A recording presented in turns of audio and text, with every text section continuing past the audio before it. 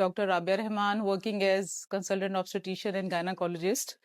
Today I'm going to deliver a lecture on a very important topic, sepsis in obstetrics and gynecology. इसका M यही है कि हम बहुत एक ब्रीफ रिव्यू दें उस कंडीशन की जिसकी इमीडिएट ट्रीटमेंट ज़रूरत होती है. हम यूजुअली बीइंग ऑब्स्टेट्रिशियन थोड़ा सा रिलक्टेंट होते हैं ट्रीटमेंट में और डायग्नोसिस बनाने में. तो मीनवाइल जब तक कि हम कॉल फॉर हेल्प करते हैं तो हम उतनी देर में पेशेंट को मैनेज करें, आइडेंटिफाई करें, डायग्नोस करें और साथ साथ इम्पॉर्टेंट है कि हम उसकी प्रिवेंशन भी शुरू करें. So let's start with the incidence. अगर हम देखें तो bacterial infections during labour and puerperium are among the leading cause of maternal mortality. 1/10 इसका बर्डन है मैटरनल डेथ्स का, यानी हर साल 10 में से एक फीमेल की डेथ हो जाती है because of sepsis in obs and gynae. Leading cause रही यूके में 2006 से 2008, लेकिन अब बिकॉज ऑफ जो WHO ने प्रिवेंटिव मेजर्स सब बनाए और उन्होंने फॉलो किए, उससे उनकी अब डिक्लाइन होगी, बट स्टिल हम अभी भी वहीं हैं. लॉन्ग टर्म अगर डिसेबिलिटीज़ देखें फीमेल की लाइफ पर, तो इसका द सेप्सिस अगर एक दफ़ा होता है तो क्रॉनिक पेल्विक पेन, उसके साथ फेलोपियन ट्यूब ज़्यादा डैमेज होगी, एडियंस बनती हैं, that leads to secondary infertility.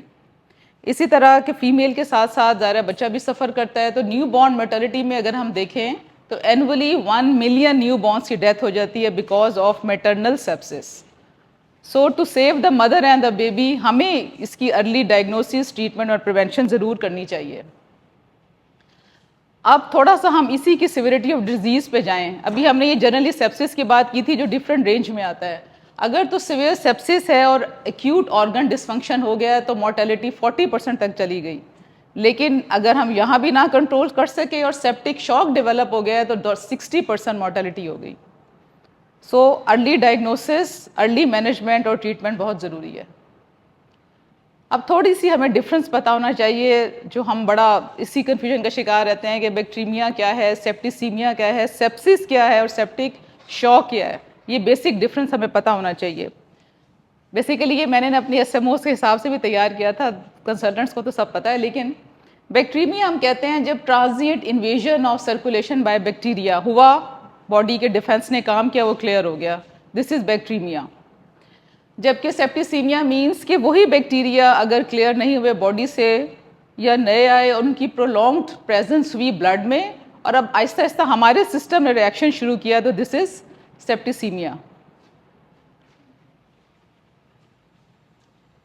अब हमारे जो एनेस्थेटिस्ट है वो लोग बहुत यूज़ करते हैं. मैंने अपनी मोर्टेलिटी मीटिंग्स में निश्चित में बहुत सुना है सर्स के बारे में, तो ये भी हमें पता होना चाहिए कि ये क्या है. सर्स हम कहते हैं सिस्टेमिक इन्फ्लेमेटरी रिस्पॉन्स सिंड्रोम, यानी सेप्टिसीमिया हो गया, अब हमारा बॉडी कुछ ना कुछ ज़्यादा रिएक्शन शो करेगा.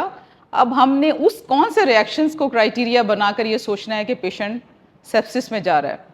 तो उसमें जो हमारे पास कम से कम 2 और मोर क्लिनिकल क्राइटेरिया इसमें से होना चाहिए, तब हम लेबल करेंगे कि now the patient is having in sepsis. उसमें सबसे पहले ये है कि जो टेम्परेचर है वो या तो मोर देन 38 डिग्री सेंटीग्रेड हो या लेस देन 36. ये आपको आगे जाके समझ आएगी कि 38 और 36 लेस किन किन कंडीशंस में आता है. Heart rate must be more than 90 beats per minute होना चाहिए. Respiratory rate must be more than 20 beats per minute, या partial pressure of carbon dioxide less than 32 millimetre of mercury. अब क्लिनिकल क्राइटेरिया में lab में चले जाएं तो WBCs जो है वो more than 12,000 cells per ml हो या 4,000 से कम हो जाएं पर ml. ये भी मैं आपको बताऊंगी कि वाइड रेंज इस तरह की, मतलब लोअर साइड और हाइट साइड किस तरह आती है और क्यों आती है.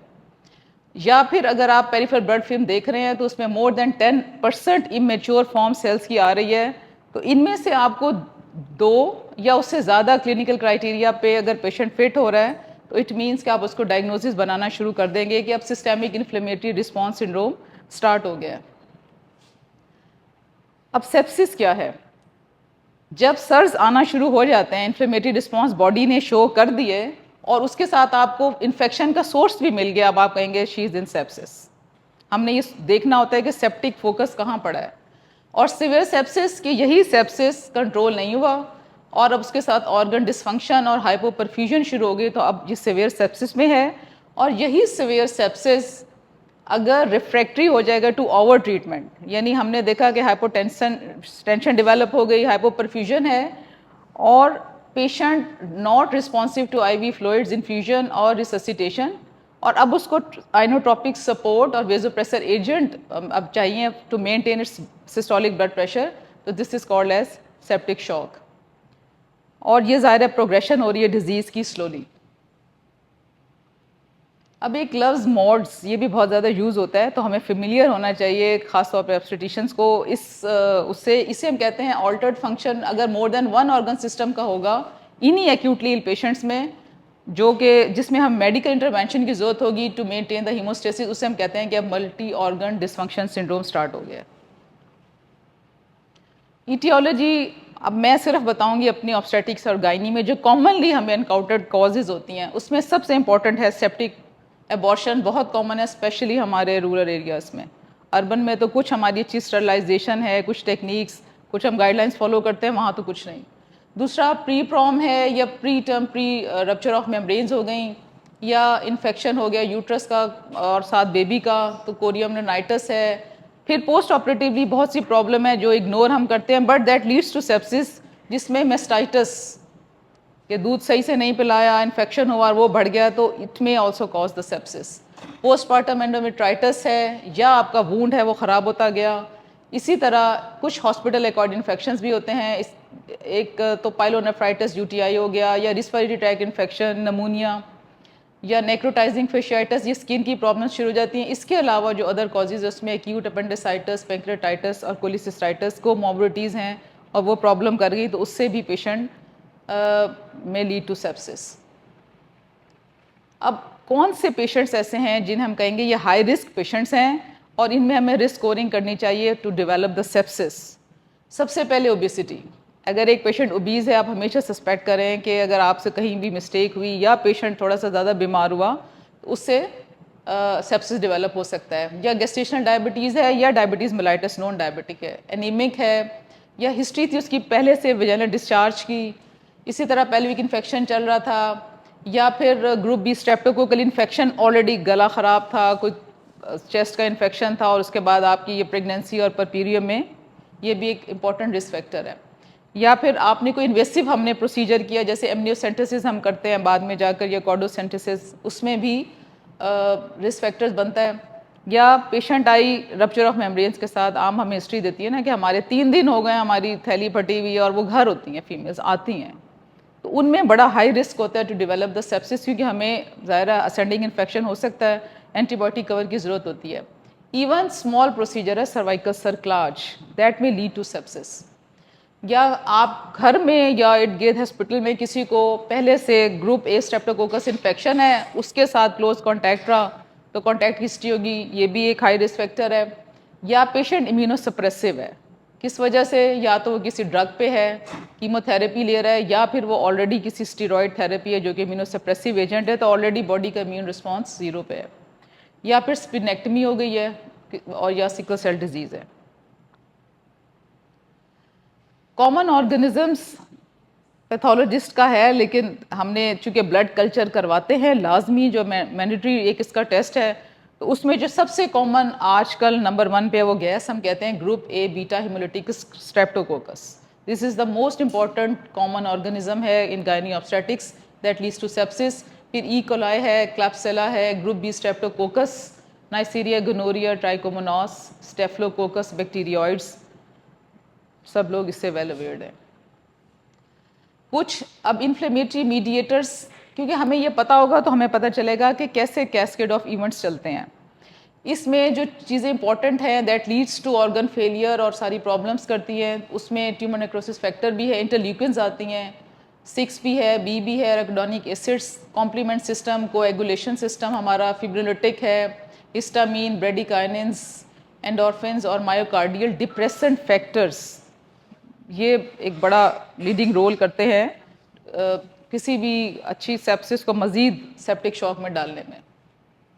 थोड़ा सा मैकेनिज्म हम देखें तो होता क्या है कि ये सारे इन्फ्लेमेटरी मीडिएटर्स क्या करते हैं, एंडोथेलियल डिसफंक्शन करेंगे, जिससे इंक्रीज वेस्कुलर परमेबिलिटी होगी, साथ ही मायोकार्डियल सप्रेशन स्टार्ट हो जाएगी और फिर एक्टिवेशन होगी कोएगुलेशन कैस्केड की, that leads to DIC। This is one spectrum. इसी को थोड़ा सा और हम देखें होता क्या है। सबसे पहले पेशेंट को इन्फेक्शन हुआ या इन्फ्लेमेशन हुई और बॉडी ने रिस्पॉन्स दिया, तो हमने कहा कि systemic inflammatory response syndrome start हो गया। यहाँ कंट्रोल नहीं हो सका, उसके हमारे पास ही क्लिनिकल रिस्पॉन्स भी आना शुरू हो गया। हमने देखा टेम्परेचर भी ज़्यादा है, हार्ट रेट भी ज़्यादा है, रिस्पायरेटरी रेट भी उसका ज़्यादा आ रहा है, और आपने ब्लड टेस्ट कराए तो उसमें भी WBCs या ज़्यादा है या कम है, तो इसका मतलब है सर्स तो आना शुरू हो गया। यहाँ नहीं कंट्रोल किया, ये प्रोग्रेस कर जाता है सेप्सिस में। सेप्सिस में आपको कोई ना कोई फोकस, आपको सेप्टिक मिलना शुरू हो जाएगा। यहाँ कंट्रोल करें, फोकस को इल्यूमिनेट करें, पेशेंट कंट्रोल करें, नहीं हुआ फिर सवेर सेप्सिस में चले गए। अब यहाँ पे ऑर्गन फेलियर शुरू हो गया। अभी यहाँ सिस्टेमिक जनरलाइज बॉडी रिस्पॉन्स कर रही थी और बॉडी की मुख्तलिफ हमें रिस्पॉन्स से पता चल रहा था, लेकिन जब ज़्यादा सिवियर सेप्सिस में चला गया तो ऑर्गन फेलियर शुरू हो गया, जिसमें कार्डियोवैस्कुलर, रीनल, रेस्पिरेटरी कोई भी ऑर्गन आ सकता है, ज़्यादा भी हो सकते हैं। और फिर जब इन सब को ठीक करने में हमारी ट्रीटमेंट फेल होना शुरू हो जाए तो इट मीन्स कि सेप्टिक शॉक डेवलप कर गई है। बहुत थोड़ा और करीब जाके देखें होता क्या है अर्ली स्टेज में। जब सारे इन्फ्लेमेटरी मीडिएटर्स निकलते हैं, जो वेजो एक्टिव मीडिएटर्स जिन्हें हम कहते हैं, ये क्या करते हैं? सबसे पहले ये वेजो डायलिटेशन करते हैं, वहाँ पर ज़ाहिर है प्लेटलेट एग्रीगेशन, कैपिलरी प्लगिंग होगी, एंडोथीलियल डैमेज होगा, चीज़ें आना बाहर जाना शुरू होगी, तो सेलुलर हाइपोक्सिया, हाइपोक्सिया के बाद एसिडोसिस में जाएगा। जब एसिडोसिस शुरू हो गई और हाइपोक्सिया हो गया तो टिश्यू परफ्यूजन अब कॉम्प्रोमाइज़ होना शुरू हो जाएगी। यही कुछ आगे जाके लीड करेगी लेट स्टेज में। अब चूँकि टिश्यू परफ्यूजन ही पुअर है और हम उसको नहीं कंट्रोल कर सके, तो पुअर परफ्यूजन की वजह से वेस्कुलर रेजिस्टेंस कम होगी, कार्डियक आउटपुट कम होना शुरू हो जाएगी, जिससे कंपनसेटरी वेजोकंस्ट्रिक्शन स्टार्ट होगी, जो फर्दर टिश्यू परफ्यूजन को और कम करेगी।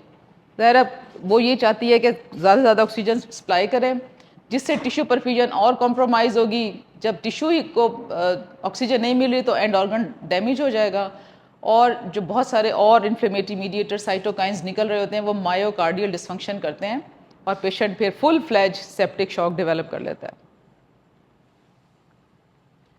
ये अगर हम देखें मुख्तलिफ कॉजेज़ हैं, लेकिन हम बेसिकली यहाँ सेप्सिस के बारे में बात कर रहे हैं। सेप्सिस में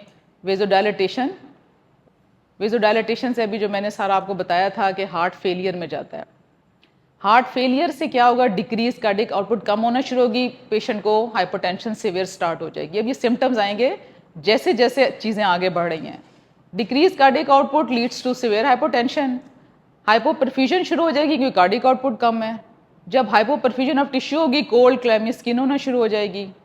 उसके बाद जब हाइपोपरफ्यूजन भी कम हुई, सेल को ऑक्सीजन नहीं मिली, तो अनोक्सिया की वजह से थ्रोम्बोसिस और हेमरेज स्टार्ट होगा, एडीमा स्टार्ट हो जाएगा। इधर से सारे इन्फ्लेमेटरी मीडिएटर्स निकलना शुरू हो जाएंगे और एसिडोसिस भी साथ स्टार्ट हो जाएगा। अब जब ये सब कुछ हुआ तो पेशेंट फुल फ्लैज जब शॉक में जाएगा, फिर अब ऑर्गन्स जो है ना वो इन्वॉल्व होंगे। सबसे पहले किडनी और ये लंग्स जो हमारे वाइटल ऑर्गन्स हैं, किडनी इन्वॉल्व होगी, ओलिगोयूरिया स्टार्ट होगा और ज़ाहिर किडनी फेलियर में जाएगा। यहाँ पर लंग फेलियर होगा, ARDS स्टार्ट होगा, पेशेंट डिस्निया डेवलप करना शुरू कर जाएगा, और यहाँ पे जब गैस्ट्रोइंटेस्टाइनल लीजन स्टार्ट होगी तो GI ब्लीडिंग और पैरालिटिक आइलियस ये स्टार्ट हो जाता है, और अल्टीमेटली ये सब कंबाइन करके कार्डियोपल्मोनरी फेलियर और डेथ होगी। तो ये सारा कैस्केड यहाँ से चल के सब चीज़ों को इन्वॉल्व करता है।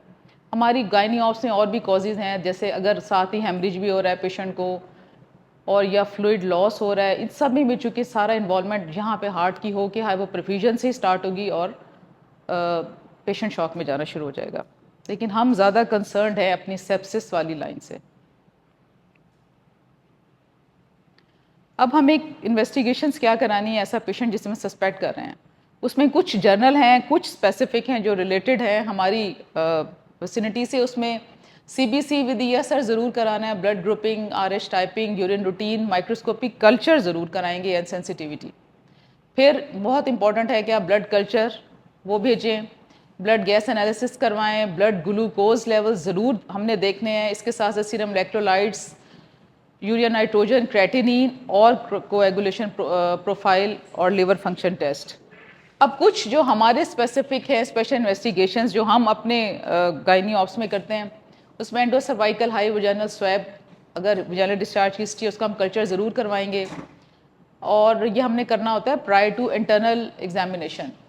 और जो हम मटेरियल भेजेंगे उसमें सीधा कल्चर सेंसिटिविटी नहीं कराना, बल्कि साथ ग्राम स्टेनिंग कराएं ताकि हम एंटीबायोटिक कवर जो है उसको सेलेक्ट कर सकें। इसके अलावा हमें एब्डोमिनो पेल्विक अल्ट्रासाउंड की बहुत जगह पर ज़रूरत होती है ताकि हम फोकस भी फाइंड आउट करें कहाँ पे है। Supine and upright X-ray of abdomen, फिर सीटी और एमआरआई हम स्पेशल केसेस में कराते हैं मायोमीट्रियल नेक्रोसिस देखने के लिए। अब डायग्नोस्टिक क्राइटेरिया क्या होगा जिसमें हम सस्पेक्ट कर रहे हैं या हमें कंफर्म है कि सेप्सिस है।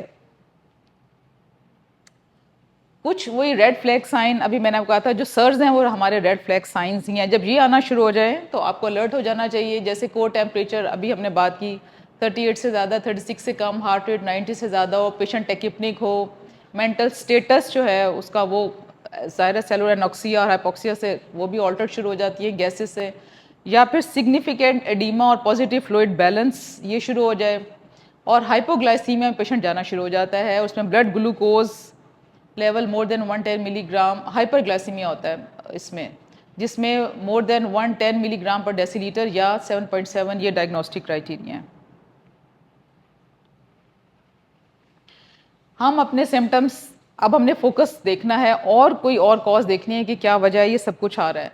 तो ब्रेस्ट देखें, एंगॉर्जमेंट टेंडरनेस मिल सकती है, या अगर स्ट्रेप्टोकोकस इन्फेक्शन है रैश मिल सकता है, abdominal pelvic pain, tenderness, wound का देखें तो सेलुलाइटिस, डिस्चार्ज, वूंड इन्फेक्शन हो सकता है, या फिर हम स्पेकुलम स्टेरॉइल करते हैं जिसमें हमें वजाइनल डिस्चार्ज मिल सकता है। इसमें ये ख्याल रखना है अगर तो स्मेली है इसका मतलब है एनारोब्स हैं, लेकिन अगर सीरोसेंजियोस आ रहा है इसका मतलब है streptococcal infection most common cause है।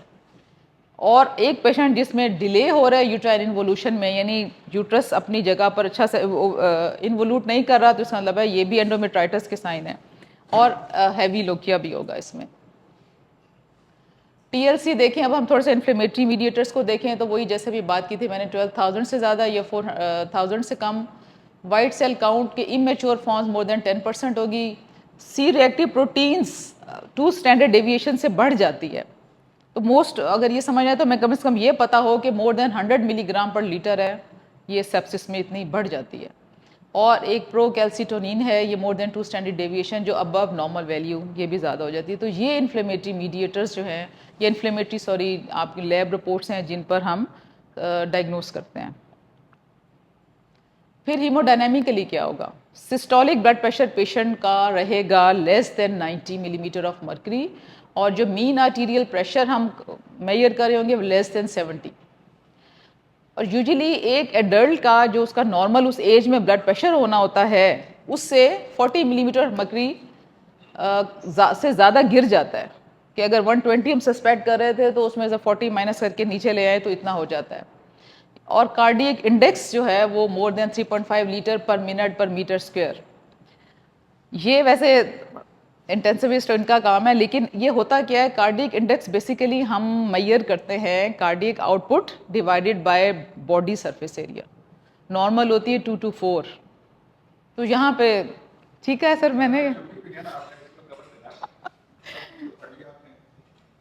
तो ये जो वैसे तो सर ये आईसीयू में जाके हो रहा होता है काम कि आप कार्डियक इंडेक्स मेजर करते रहें, इससे हमें ये पता चलेगा कि टिश्यू परफ्यूजन किस हालत में और हमने मजीद क्या रिससिटेट करना है, कि हम कार्डियक आउटपुट मेजर करके टोटल बॉडी सरफेस एरिया से डिवाइड कर देते हैं। नॉर्मल वैल्यू से ज़ाहिर है अगर ये ज़्यादा आ रही है तो इसका मतलब है कि आपकी वो हालात ठीक नहीं है।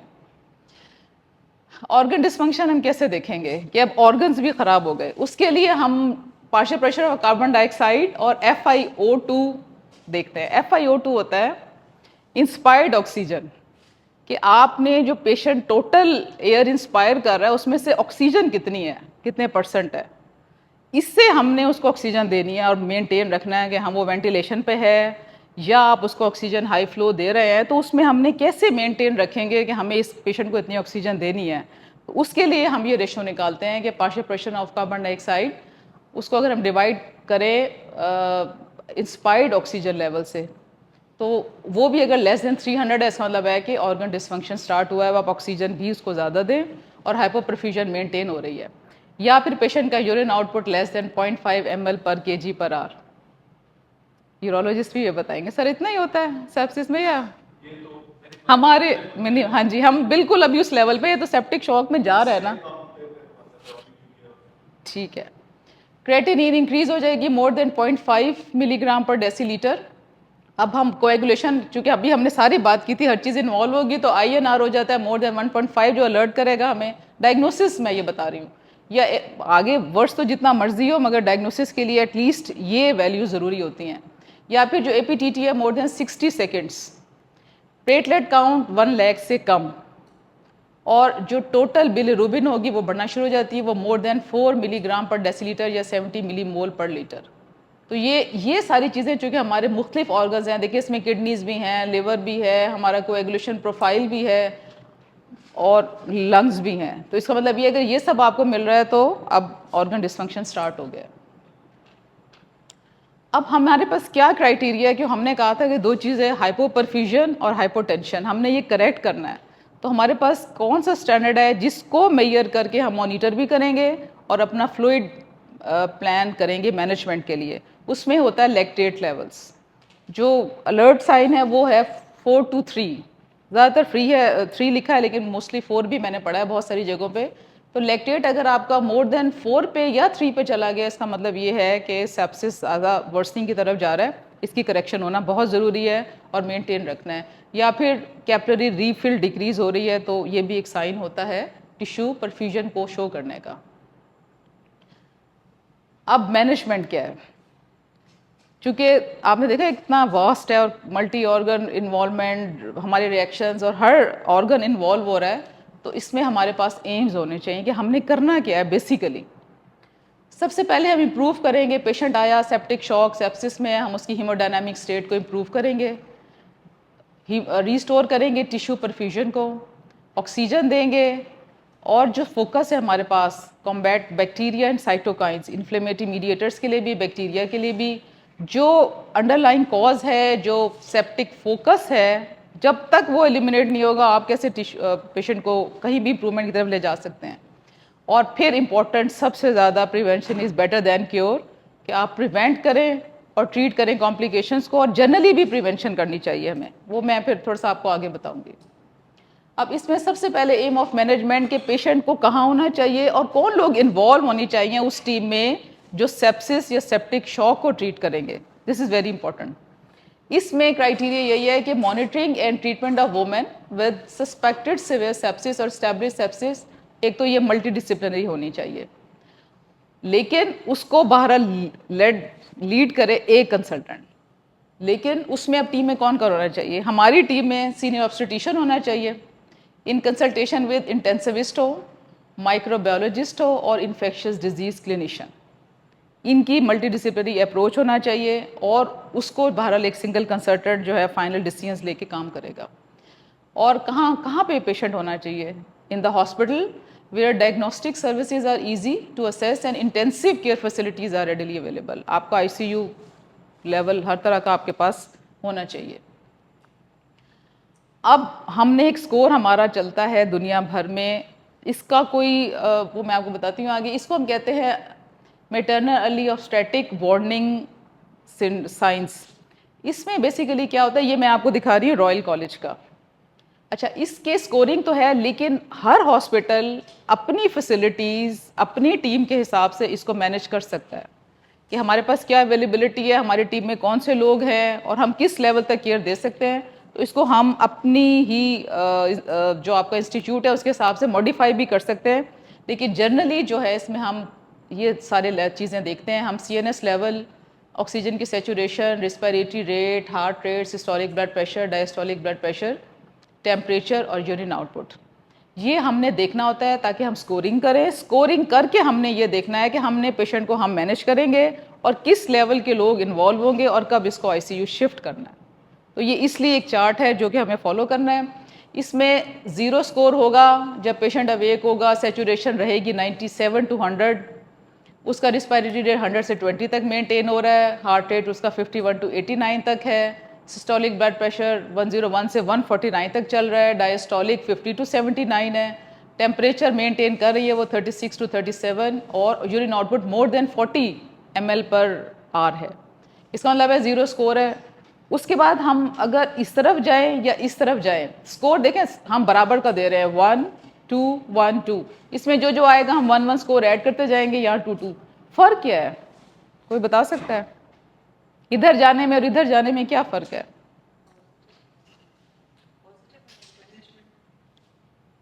ये जाएगा सेप्सिस की तरफ, ये है सेप्टिक शॉक। देखें ये सब ऊपर जा रहा है, ये नीचे आ रहा है। यहाँ पे हमने हार्ट रेट मोर देन 100, अब यहाँ देखें हार्ट रेट कम होना शुरू हो गया है, डिकम्पनसेशन हो रही है ना, ये अब शॉक में आ गई है स्कोर देख के। लेकिन फ़र्क ये है कि अगर हम राइट साइड पे जाएंगे तो इट मीन्स सेप्सिस है, अभी यहाँ आ गया तो ये सेप्टिक शॉक पे आ गया। तो इसलिए हमें अपनी इसकी मॉनिटरिंग है वो सब, इसीलिए ये इसको अंबर और ये रेड एरिया में दिखाया गया है। अब होता क्या, अब हमने स्कोरिंग कर ली, उस स्कोर पे हमने ये बताना है कि पेशेंट की मैनेजमेंट में कौन लोग और किस लेवल की केयर ज़रूरत है। अगर मियो स्कोर आ गया है 2 और लेस देन 2, तो आप 2 आवर्ली ऑब्जर्वेशन करते रहेंगे पेशेंट को। और उसमें आप, इसमें कौन कौन इन्वॉल्व होगा, इसमें सीनियर रजिस्ट्रार भी होता है और ऑब्स्टेट्रिशियन में अभी जो एनेस्थेटिस्ट है उसको भी बता दें, लेकिन इन सबको ऑन कॉल रखा जाता है और 2 आवर्ली ऑब्जर्वेशन है।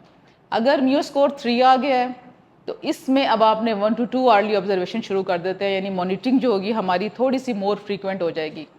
अब ये आ गया है जहाँ पे अब हमने क्रिटिकल केयर की तरफ जा रहा है कि मियो स्कोर अब आ गया है 4 और मोर देन 4। यहाँ पर हाफ आवर्ली ऑब्जर्वेशन हम स्टार्ट करेंगे और उसमें हमने क्या करना है, पहले हम थिंक करेंगे फिर कंसिडर करते हैं। कंसिडर आमतौर पे 6 के ऊपर तो किसी सूरत भी नहीं छोड़ते ट्रीटमेंट। 4 पे आपने क्या करना है, airway, breathing, circulation, left lateral कर लें अगर प्रेग्नेंट है।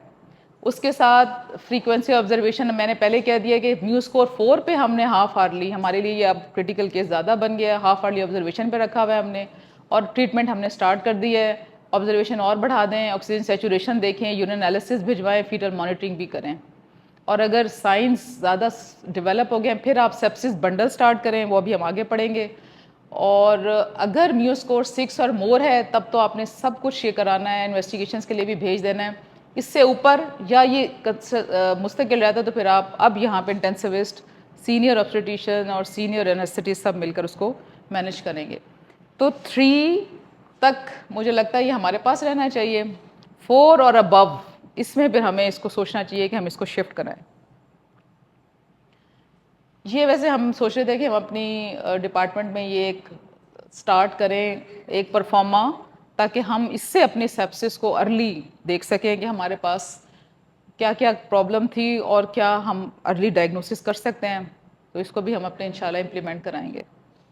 ये मैंने वैसे एक दिखाया है। अब what is sepsis 6 pathway, immediate treatment of sepsis क्या है। 6 चीज़ें हैं जो हमने पूरी करनी है। उसमें ऑक्सीजन एडमिनिस्टर करें और 92% तक सेचुरेशन मेंटेन होनी चाहिए। ब्लड लें, ब्लड कल्चर्स कराएं, यूरिन डिस्ट्रिक्स भी कराना है, जो अभी मैंने आपको सारी इन्वेस्टिगेशन पढ़ाई थी, एक्सरे, चेस्ट इमेजिंग, IVN, मतलब ये 6 जो है ये तो मेजर चीज़ें हैं। उसके साथ जो बाकी चीज़ें हमने पढ़ ली वो भी साथ साथ करनी है। लेकिन ब्लड कल्चर ज़रूर भेजना है। IV एंटीबायोटिक्स जो होगी अकॉर्डिंग टू वो आगे पढ़ते हैं कि किस तरह हमने इनका चूज़ करना है। IV फ्लूइड्स देना है, वो कैसे, कितना और कब देना है वो भी आगे पढ़ते हैं। और सीरियल लैक्टेट लेवल्स जो है वो हम करवाते रहेंगे और यूरिन आउटपुट मेजर करते रहेंगे। अब हमने ये कैसे देनी है, IV फ्लूइड्स कैसे देना है, कितना देना है, एंटीबायोटिक्स कब तक देनी है, चॉइस ऑफ एंटीबायोटिक्स क्या होनी चाहिए इन ऑप्स एंड गायनी, वो आगे बताते हैं।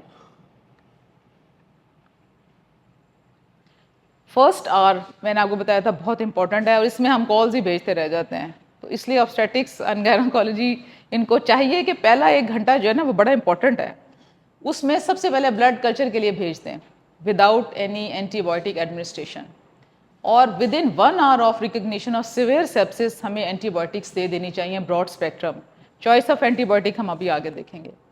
फिर सीरम लैक्टेट भेजें, मेजर करना शुरू कर दें।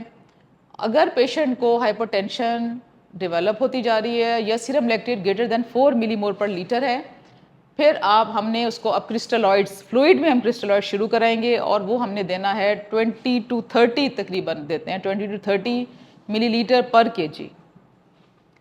और फिर उसके बाद अगर हाइपोटेंशन नहीं ठीक हो रही, फ्लूइड, इनिशियली फ्लूइड देते हैं, अगर उसकी मैनेजमेंट से नहीं ठीक होगी तो फिर हम वेजोप्रेसर अप्लाई करेंगे। और उसमें हमने ये करना है कि जो हमारा मीन आर्टीरियल प्रेशर है उसको मेंटेन रखना है अबव 65 या 70 तक कहते हैं मिलीमीटर ऑफ मर्करी।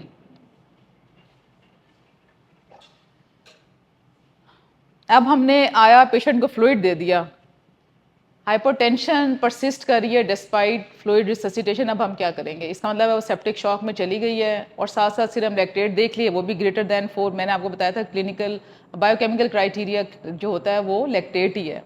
हाइपोटेंशन भी नहीं ठीक हो रही और लैक्टेट लेवल्स भी मोर देन 4 मिलीमोल पर लीटर आ रहे हैं। अब आप सीवीपी डालें और उसका जो प्रेशर होना चाहिए वो भी more than 8 millimetre of mercury हो और सेंट्रल वेनस ऑक्सीजन सैचुरेशन हम कहते हैं मोर देन 70% रहनी चाहिए। ये जो मैंने आपको 6 बंडल पढ़ाया, 6 ये पाथवे है सारा कि पेशेंट सेप्टिक शॉक में आपने सारा उसकी रिससिटेशन स्टार्ट की। सबसे पहले लैक्टेट लेवल्स भिजवा दिए, फिर ब्लड ले लिया फॉर कल्चर, फिर लेते ही ब्रॉड स्पेक्ट्रम एंटीबायोटिक स्टार्ट कर दी और फ्लूइड देना शुरू कर दिया क्रिस्टलॉइड्स, जो मैंने आपको बताया था रेंज होनी चाहिए 20 to 30 मिलीलीटर पर केजी हाइपोटेंशन में। और अगर लैक्टेट भी इक्वल टू और more than 4 millimole of litre रहते हैं।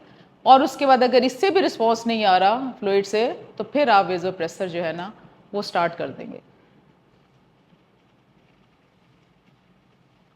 आगे क्या करेंगे? पेशेंट को आपने कर लिया, अब हमने इसको मॉनिटरिंग करनी है। मॉनिटरिंग में इंपॉर्टेंट यही है कि लैक्टेट देखते रहें, प्लान ऑफ केयर रिव्यू करते रहें। जो चार्ट हमने बनाया था म्यूस चार्ट, आपको कहा कि उसकी स्कोरिंग करते रहेंगे, 4 में है, 3 में है, 6 में है, कहाँ पे ज़्यादा फॉल कर रहा है। ब्लड अपने सारे रिव्यू करें, स्कैन्स रिपोर्ट्स देखें। 48 आवर्स के बाद एंटीबायोटिक्स को भी ज़रूर रिव्यू करें, रिस्पॉन्स देखें कि कोई फ़र्क पड़ा या नहीं। फैमिली को ज़रूर हमने काउंसलिंग बड़ी इंपॉर्टेंट है, फैमिली को, पेशेंट को, सबको अवेयर रखें। और अगर कोई लीफलेट्स आपके पास हैं सब कुछ, ताकि वो आपके साथ बहुत ज़्यादा फर्स्ट क्रिएट होता है ना, वो इसी वजह ये होता है कि हमारी कम्युनिकेशन अच्छी नहीं होती। अगर 6 बंडल दे दिया और इसमें से स्टिल परसिस्ट कर रहा है पेशेंट का सिस्टोलिक ब्लड प्रेशर स्टिल 90 से कम चल रहा है, कॉन्शियस लेवल ठीक नहीं हो रहा और हम सारी रिससिटेशन कर चुके हैं, या रिस्पायरेटरी रेट मुस्तकिल 25 ब्रेथ पर मिनट से ज़्यादा है और आपका लैक्टेट भी रिड्यूस नहीं हो रहा डिस्पाइट आवर रिससिटेशन, फिर इसका मतलब है कि पेशेंट क्रिटिकली इल है। अब इसमें आपने consultant intensive care unit core को बुलाना है, उनसे कहना है कि अब आप रिव्यू करें। क्रिस्टलॉइड्स का थोड़ी सी हम और मज़ीद तफसील में जाएं तो अभी बता चुके हैं कि 20-30 मिलीलीटर पर KG with in first 3 hours में चला जाना चाहिए। और उसके बाद एडिशनल फ्लूइड जैसे जैसे हीमोडायनामिक स्टेटस है, जिसमें हमने ये कहा था कि हमारा mean arterial pressure more than 65 रहना चाहिए, उसको कैलकुलेट कर करके हम फ्लूइड मैनेजमेंट करेंगे पेशेंट की सेप्सिस में। और normalize lactate in patient elevated lactate levels as a marker of tissue hyper perfusion. और अगर ज़ाहिर है ये मुस्तकिल एलिवेट, इसका मतलब है टिश्यू परफ्यूजन एडिक्वेट नहीं है। फिर कल्चर हम भिजवा चुके हैं। अब हमने एंटीबायोटिक्स की चॉइस कैसे करनी है, बड़ा इंपॉर्टेंट है ये बात। आईवी एंटी माइक्रोबियल हम स्टार्ट करते हैं, ये भी बड़ा इंपॉर्टेंट है। Within 1 hour of recognition of sepsis and septic shock देते क्या है? Broad spectrum antibiotic. और वो कौन सी होती है? जो 1 और मोर एंटी माइक्रोबियल कवर करे और साथ ही सारे पैथोजेंस को किल करे। यूजुअली हम अपनी ऑप्स गाइनी में जो कॉम्बिनेशन देते हैं, जो रिकमेंडेड है आरसीयूजी गाइडलाइन से जो हम देते हैं, वो कॉम्बिनेशन हम देते हैं, जिसमें पेपरासिलीन और टेजोबेक्टम है, या ये कॉम्बिनेशन दे दें, या फिर कार्बिपेनम प्लस क्लिंडामाइसिन। ये ब्रॉडेस्ट रेंज ऑफ ट्रीटमेंट है सीवियर सेप्सिस के लिए, तो हम इस कॉम्बिनेशन में पेशेंट को स्टार्ट कर देते हैं। उसमें अगर तो मेथिसिलिन रेजिस्टेंट स्ट्रेप्टोकोकल जो इन्फेक्शंस आ जाते हैं, वो जो स्ट्रेन्स आती है ना, कुछ वो रेजिस्टेंस होती है क्लिंडा, क्योंकि हम कह रहे हैं कार्बिपेनिम के साथ हम क्लिंडामाइसिन दे रहे हैं। अगर तो क्लिंडामाइसिन को ये रेजिस्ट कर रहा है, फिर हम उसकी जगह क्या देंगे? वेनकोमाइसिन दे देंगे या टिकोप्लानिन देंगे। ये हमारी गायनी ऑप्स में ब्रॉड स्पेक्ट्रम एंटीबायोटिक्स है जो हम सेप्सिस के पेशेंट में देते हैं। थोड़ी सी जो कॉमनली यूज चीज़ें हैं, लोग बहुत देते हैं कोएमॉक्सिक्लेव, हम अब पसंद नहीं करते ऑप्स गायनी में, क्योंकि ये नेक्रोटाइजिंग एंटेरोकोलाइटिस करता है न्यूनेट्स में। जो अभी इंट्रायूट्राइन उसको भी तो देखना है, तो इसलिए हम कोशिश करते हैं कि हम अब ऑगमेंटन जो है वो ना ही दें, अवॉइड करते हैं। मेट्रोनिडाजोल ज़रूर देते हैं ताकि वो एनारोब्स को कवर करे। क्लिंडामाइसिन मैंने अभी आपको बताया कि मोस्टली स्ट्रेप्टोकोकस जो अभी पढ़ा था ना, गैस सबसे नंबर 1 ऑर्गेनिज्म है, वो और उसको कवर कर रहा है। इवन जो मेथिसिन रेजिस्टेंट स्ट्रेन्स आती हैं उनको भी कवर कर लेती है। और अगर नहीं करेगी तो अभी हमने पढ़ा कि हम वेनकोमाइसिन ऐड कर देंगे या टिकोप्लेनिन ऐड करेंगे। इसी तरह ये जो कॉम्बिनेशंस है, ये एक तो अच्छी बात ये है कि नेफ्रोटॉक्सिक नहीं है, सबको कवर करेंगी सिवाय कुछ MRSA को। और जेंटामाइसिन दे सकते हैं अगर रीनल फंक्शन ठीक है, और आप दे रहे हैं तो फिर रीनल फंक्शन जो है ना वो साथ साथ मॉनिटर करते रहें।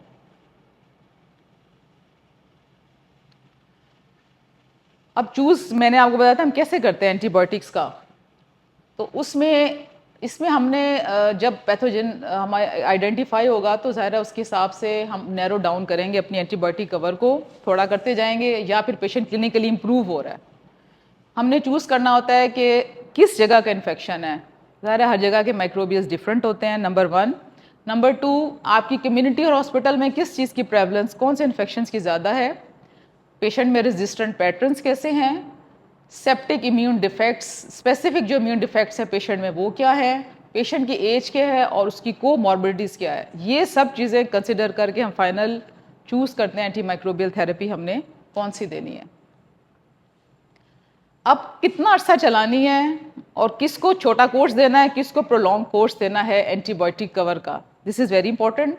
तो उसके लिए हम जो डी एस्केलेशन करेंगे या डिसकॉन्टिन्यूशन करेंगे कॉम्बिनेशन थेरेपी की, उसमें फर्स्ट फ्यू डेज में करते हैं। अगर क्लिनिकल रिस्पॉन्स आना शुरू हो जाता है, पेशेंट की इम्प्रूवमेंट हो जाती है और इन्फेक्शन रिजॉल्व हो रहा होता है, तो कम अज़ कम 10 डेज तक हम एंटीबायोटिक कवर देते हैं if the patient is improving clinically. अब shorter course with rapid clinical resolution जो होता है वो इफेक्टिव सोर्स कंट्रोल कर लेता है। अब हमने किस में और ज़्यादा मजीद देना है और कॉन्टिन्यू रखना है। जिनमें स्लो क्लिनिकल रिस्पॉन्स आ रहा है, हम एंटीबायोटिक दे रहे हैं लेकिन पेशेंट बहुत स्लोली रिकवर कर रहा है, उसमें हम 10 डेज से ज़्यादा फिर कॉन्टिन्यू रखेंगे।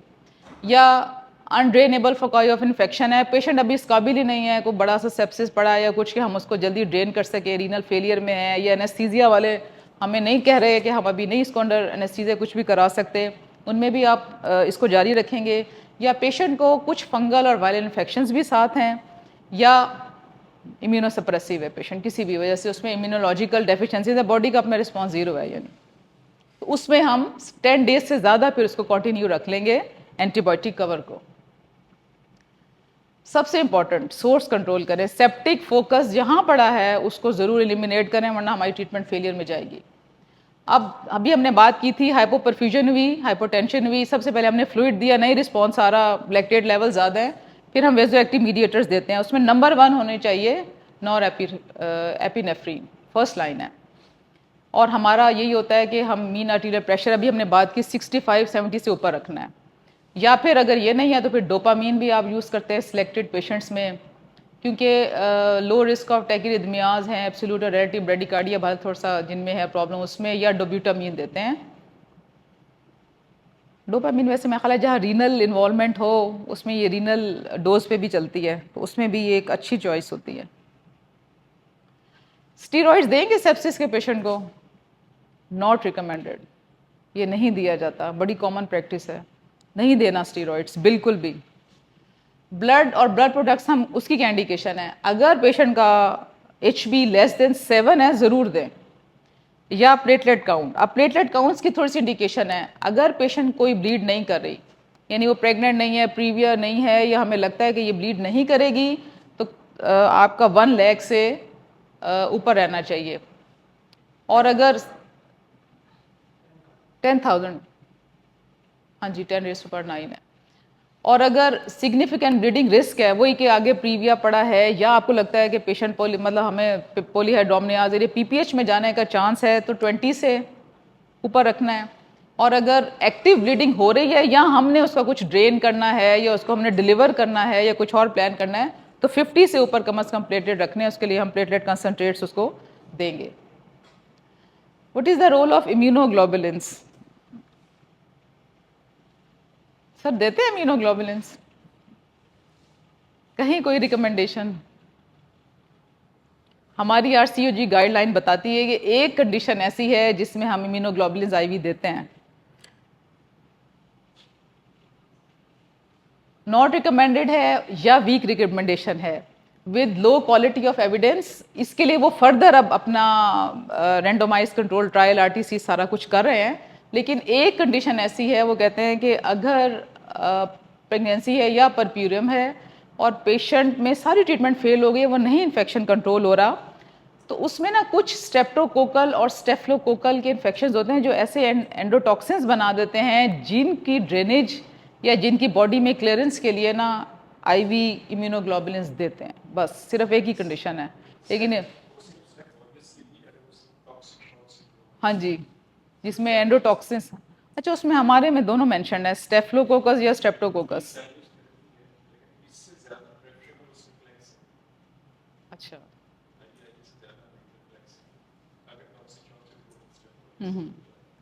ठीक है। अब और आखिरी बात रहेगी कि हमने ग्लूकोज, मैंने आपको बताया था हाइपरग्लाइसीमिया हो जाता है पेशेंट को, तो उसमें हम इंसुलिन स्टार्ट करवा देंगे। अगर 2 कंसेक्टिव ब्लड ग्लूकोज लेवल आते हैं 180 मिलीग्राम पर डेसीलीटर से ज़्यादा, फिर हम इसको इंसुलिन भी स्टार्ट करा देंगे। अब पेशेंट को थ्रोम्बोएम्बोलिज्म का रिस्क है, तो उसके लिए लो मॉलिक्यूलर वेट हेपरिन या दूसरी हेपरिन जो हम चलाते हैं वो दे सकते हैं। इसके अलावा बाकी जो combination of mechanical and pharmacological है वो दे सकते हैं। और स्ट्रेस अल्सर बड़ा चांस होता है, तो ये प्रोटॉन पम्प इनहिबिटर्स या हिस्टामिन 2 रिसेप्टर एंटागोनिस्ट जो भी अवेलेबल है वो भी पेशेंट को हम ज़रूर शुरू कराते हैं। बाकी जो रह गया कि रीनल रिप्लेसमेंट थेरेपी, फ्लूइड हम सारी बात कर रहे थे, वो देते रहेंगे, सिडेशन करेंगे, एनाल्जेसिया देंगे। इंपॉर्टेंट बात ये एनासिड्स नहीं देने, क्योंकि ये क्या करते हैं, अगर हम सेप्सिस के पेशेंट को एनासिड्स एज आ एनाल्जेसिया देंगे तो जो पॉलीमॉर्फ्स होते हैं ना, उनकी एबिलिटी कि वो ग्रुप ए स्ट्रेप्टोकोकस इन्फेक्शन को क्लियर करते हैं वो ख़त्म हो जाती है। तो हम बॉडी के इम्यून रिस्पॉन्स को और वीक करें, इसलिए हमें एनासिड्स को अवॉइड करना चाहिए। बाकी आगे बहुत सीवियर केसेस में जो डॉक्टर हम हमें बताएंगे भी सही, वो मैकेनिकल वेंटिलेशन है, न्यूट्रिशन साथ ज़रूर ख्याल रखें पेशेंट का कि उसको पैरेंटल न्यूट्रिशन भी मिल रही है, बाइकार्बोनेट थेरेपी ये भी स्टार्ट हो सकती है। और अब हमने कब आईसीयू ट्रांसफ़र करना है पेशेंट को? सबसे पहले अगर पेशेंट में हाइपोटेंशन है, सीरम लैक्टेट, हमने सब रिससिटेशन कर ली, अब उसको आइनोट्रोपिक सपोर्ट की ज़रूरत पड़ गई है, यहाँ पे वो आईसीयू जाके लेगा, हम नहीं देंगे। पल्मोनरी एडीमा डेवलप कर गया, अब उसको मैकेनिकल वेंटिलेशन की ज़रूरत हो गई, या आपने एयरवे को प्रोटेक्ट करना है, तब रीनल डायलिसिस की ज़रूरत पड़ गई, इतना क्रेटिनिन बढ़ गया, फेलियर में है, तब वो आईसीयू जाएगा। या फिर कॉन्शियस लेवल बहुत ज़्यादा डिक्रीज़ हो गया है, पेशेंट कोमा की तरफ जा रही है, और मल्टी ऑर्गन फेलियर है, अनकरेक्टेड एसिडोसिस और हाइपोथर्मिया, इन सब केसेस में हम पेशेंट को आईसीयू शिफ्ट कराते हैं। बच्चे का भी साथ साथ ख्याल रखना है, तो उसमें चूँकि हमने अभी बताया कि 1 मिलियन बच्चे जो है हर साल मैटरनल सेप्सिस की वजह से उनकी डेथ हो जाती है, तो अब न्यूनेटल इन्फेक्शन का चांस भी बढ़ जाता है, एनकेफ्लोपैथी है, सेरेब्रल पाल्सी है, तो डिलीवरी हमने डिपेंड करेगा सीनियर ऑब्स्टेट्रिशियन की टाइमिंग क्या होनी चाहिए, मोड क्या होनी चाहिए पेशेंट की हिसाब से। स्टीरॉयड्स हम फॉर लंग मेच्योरिटी दे सकते हैं, इस मकसद के लिए देंगे, वैसे जनरली पेशेंट को नहीं देना। और इस ऐसे पेशेंट जो कि हाई रिस्क हैं, इंट्रापार्टम इलेक्ट्रॉनिक कॉन्टीन्यूस मॉनिटरिंग होनी चाहिए, और ऐसे पेशेंट में हमें एपिड्यूरल और स्पाइनल एनेस्थीसिया भी हम यूजुअली नहीं देते। अब ये WHO की रिकमेंडेशन है, वैसे स्पेशली हमारे लिए, तो गायनी का तो कोई नहीं बैठा, इसको फिर ना बताऊं। इसमें बस यही है कि जैसे सर आप लोग लगवाते हैं प्रोफाइलैक्टिक एंटीबायोटिक और हम देते हैं, उन्होंने बताया कौन सी देनी चाहिए, किस उसमें क्या इंडिकेशन होनी चाहिए, और हम जो बहुत सारा कहते हैं एरिया साफ़ करें, शेव करें, कुछ उसका WHO ने हमें रिकमेंडेशंस दी हुई हैं कि हमें क्या करना चाहिए और क्या नहीं करना चाहिए, विजाइनल एग्जामिनेशंस कब करना चाहिए, जो हाई रिस्क केस हैं, या जब आपकी रप्चर ऑफ मेम्ब्रेन्स हो गई उसमें कब एंटीबायोटिक, मतलब है बहुत इंपॉर्टेंट, लेकिन this is pure for the gynae.